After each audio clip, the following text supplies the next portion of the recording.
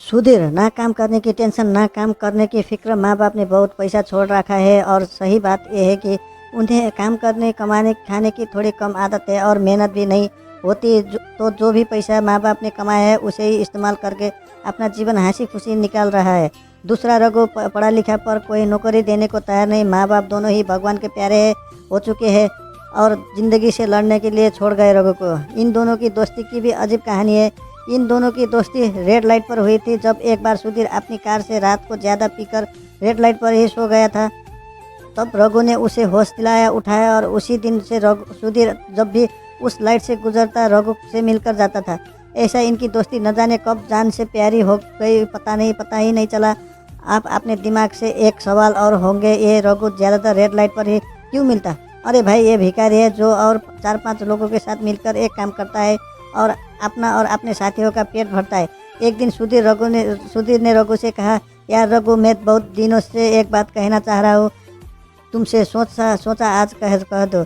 रघु, सुधीर, जानता हूँ कि तू क्या कहना चाहता है, यही ना कि मैं यहाँ सब छोड़ दूँ और तेरे साथ रहने लगूँ। सुधीर, जब जानता है तो मेरे साथ क्यों नहीं रहता? सुधीर, यार मैं यहाँ खुश हूँ और मैंने बहुत दुनिया देखी है और फिर इन सबको कौन देखेगा? इनका मेरे सिवाय और तेरे सिवा और कौन है? सुधीर पहले भी ऐसा कहीं नाकाम कोशिश कर चुका था पर रघु यहाँ से जाने के लिए तैयार नहीं हुआ। फिर रघु ने इस बात को ख़त्म करने को कहा, अच्छा चल कोई बात नहीं, यह बात तेरी मानने पर तुझे भी आज मेरा एक बात माननी पड़ेगी। रघु, हाँ, इसके अलावा कोई भी बात मान लूँगा, तू एक बार बोल। सुधीर, मेरा मन है कि हम दोनों एक साथ पार्टी अटेंड करें, खूब नाचेंगे और पियेंगे। रघु, वैसे तो मैंने कभी पी नहीं, तुझे पता है, और यहाँ डांस पार्टी वगैरह भी अच्छी नहीं लगती, पर तू कहता है तो तेरे साथ एक बार ज़रूर चलूँगा। पर कहते कहते रुक गया। सुधीर भी समझ गया था कि रघु की एक किंतु परंतु पर क्या है।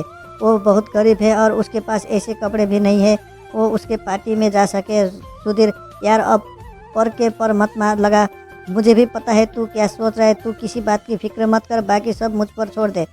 बस फिर क्या था, सुधीर रघु को अगली रात अपने साथ एकदम हीरो बनाकर ले गया और दोनों के वहाँ खूब धमाल किया। रघु ने भी सुधीर के कहने पर थोड़ी पी ली और बहक गया था, पर दोनों ने खूब मस्ती की, खूब नाचे। और फिर सुधीर रघु से बोला, चल यार आज तू मेरे घर चल, वहीं सो जाना। रघु, नहीं यार, आज मैं तो बहुत खा पी लिया, पर न जाने मेरे उन साथियों का क्या होगा, उन्होंने आज भरपेट भी खाया मिलाया होगा या नहीं, मुझे अब चलना चाहिए। सुधीर ने लाख समझाने के बाद भी रघु नहीं माना तो सुधीर खुद ही उसे रेड लाइट पर छोड़ आया और ज़बरदस्ती उन सब के लिए खाना भी दे दिया।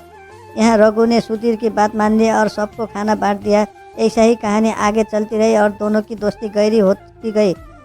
पर एक दिन सुधीर का एक आदमी रघु के पास आया और बोला कि सुधीर की तबीयत अचानक बहुत ख़राब हो गई है और वो आखिरी स्टेज पर है।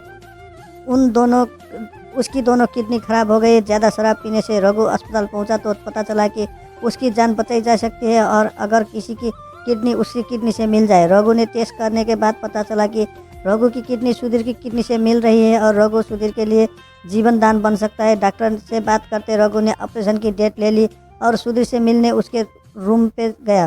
सुधीर, यार मैं तुझे ही याद कर रहा था, सोचा अगर तुझसे मिले बिना मर गया तो मेरी आत्मा को शांति नहीं मिलेगा। रघु, अब तू ज़्यादा मत बोल, तुझसे डॉक्टर ने कम बात करने के लिए बोला है और तुझे कुछ नहीं होगा, मैं हूँ ना तेरे साथ, तू बिल्कुल भी चिंता मत कर, सब ठीक हो जाएगा। सुधीर, अब कुछ ठीक नहीं होने वाला है यार, बहुत देर हो चुका है, देख कुदरत का खेल, तू इतना पढ़ लिखा होकर भी क्या कर रहा है और मेरे पास सब कुछ होने के बाद भी मैं कुछ नहीं किया। रघु, ये सब जाने दे यार और अपना ध्यान रख, तुझे कुछ नहीं होगा। सुधीर, तू आ गया, मुझे चैन मिल गया, मुझे तुम्हें कुछ देना है। उसने अपने तकिया के नीचे से एक लिफाफा निकाला और रघु को दिया, ये रख लो, ये तुम्हारे लिए। रघु, नहीं, मैं ये नहीं लूँगा। सुधीर, जानता हूँ कि तुम बहुत खुददार हो इसलिए पैसे नहीं दे रहे हो, पढ़ लेना, कुछ लिखा है तुम्हारे लिए।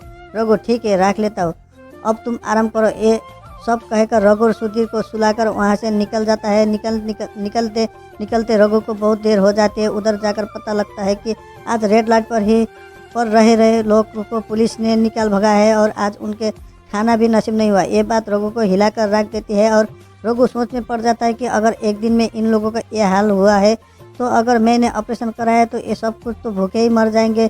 रघु अपने दिल पर पत्थर रख लेता है और ऑपरेशन वाली डेट पर नहीं जाता है और 2-3 दिन बाद उसे पता लगता है कि सुधीर ने अपनी अंतिम सांस ले ली। सुधीर का अंतिम संस्कार हो जाती है, पर रघु वहाँ भी नहीं जाता, क्योंकि अब रघु भी टूट चुका है और रो रो कर उसकी भी बुरा हाल था। कुछ दिन बाद रघु ने उसके लिए दिए लिफाफे को याद आती है। वो उसके अंतिम निशानी समझकर उसे खोलता है और पढ़ता है। कैसे हो मेरे खुददार जो दोस्त, मैं जानता हूँ कि तू मुझे बहुत प्यार करता है और न जाने क्यों मुझे ऐसा लग रहा है कि तेरी किडनी मेरी किडनी से मिल जाएगी और तू अपनी किडनी मुझे दिए बिना नहीं रहेगा। पर यार तेरे पीछे से इन सब का ख्याल कौन रहेगा? ऑपरेशन के बाद 2 महीने तक बिस्तर से उठ नहीं पाएंगे। मैंने तो अपनी मौत खुद बुलाई है। तू ऐसा न करे, इसलिए मैं आज ही खुद को ख़त्म कर रहा हूँ। और ये पेपर लेकर तू इस कंपनी से मैनेजर से मिल लेना। ये कंपनी मैंने गरीब लोगों के लिए बनाई है, जो यहाँ मेहनत करेंगे, काम करेंगे, अपना जीवन आगे चला सके, और जिसको अब तुझे ही संभालना है। और हो सके तो इस कंपनी में हर ज़रूरत वाले आदमी को काम देना और इसे बहुत बड़ी कंपनी बनाना। मैं भी पागल हूँ, ये तो तू ही कर ही लेगा। बस एक गुजारिश है कि मुझे जलाना से पहले मुझे एक बार गले लग लेना। अच्छा दोस्त, अलविदा, चलता हो। अपना दोस्त तनहा शायर हो।